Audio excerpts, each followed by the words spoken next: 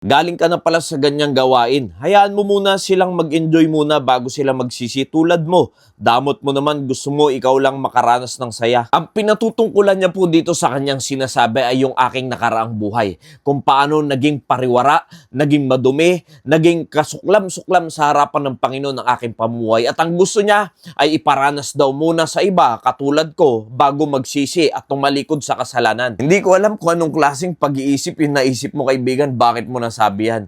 Na tila ba masayang masaya pa ako dahil naranasan ko yung mga bagay na yun? Kaibigan, nagkakamali ka.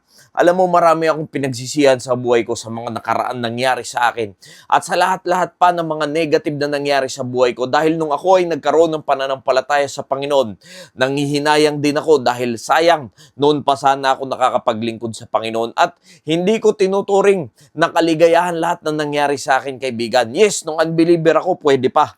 Pero ngayong ako'y nasa Panginoon na, ay hindi ko maisip yung mga ginagawa ko. Yan ay nagiging kasuklam-suklam sa akin. Ang tanong dyan sa sinasabi mo, alam ba ng tao kung hanggang kailan siya mabubuhay sa sanlibutan?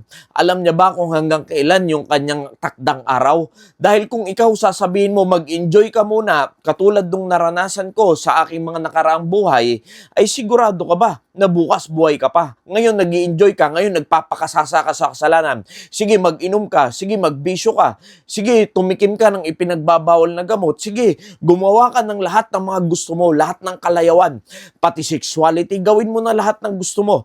Tingin mo ba, pag ikaw ay hindi nanampalataya sa Panginoon ngayon, bukas buhay ka pa? Dahil kung bukas hindi ka na buhay at hindi mo ginawa na manampalataya sa Panginoon, tumalikod sa iyong mga kasalanan, tingin mo ba mapupunta ka ng langit? Yan yung problema, mga kaibigan, mga kapatid. Ang mga tao, iniisip nila sa kanilang sarili, merong pang bukas, may nakaabang pang pagkakataon sa akin. Paano kung sabihin ko sa'yo, wala ka ng pagkakataon bukas, ngayon pala yung huling araw mo, tapos hindi ka pa nagkaroon ng pananampalataya sa Panginoon, yan yung magiging delikado sa buhay mo. Kaya alam nyo po, sasabihin ko ang katotohanan, marami ngayon ay nagsasuffer sa Hades, mga kaibigan, mga kapatid, dahil hindi nila pinahalagahan yung kanilang oras na meron sila sa mundong ito. Nagpakasasa muna sa sanlibutan. Itinapos muna nila yung kanilang mga oras, kanilang lakas, kanilang mga pera para lang mag-enjoy sa sanlibutang ito at hindi nila naalala ang Panginoon. At alam niyo po, doon na lang sila nagsisisi dahil huli na pala ang lahat. Kaibigan kong minamahal, hindi mo alam ang bukas.